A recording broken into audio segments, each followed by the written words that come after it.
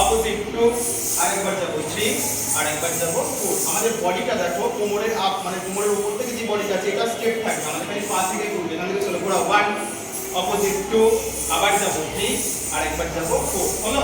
এটা করতে করতে আমরা হালকা বসবো, উপরে দাঁড়াবে, দাঁড়িয়েছি এখান থেকে বসো হালকা 1 2 3 4 বুঝে গেল। এবার এখান থেকে দুটো ঢেউ ধরো, হাত ধরো, তাল মারতে মারতে 1 2 আরেকবার 3 4।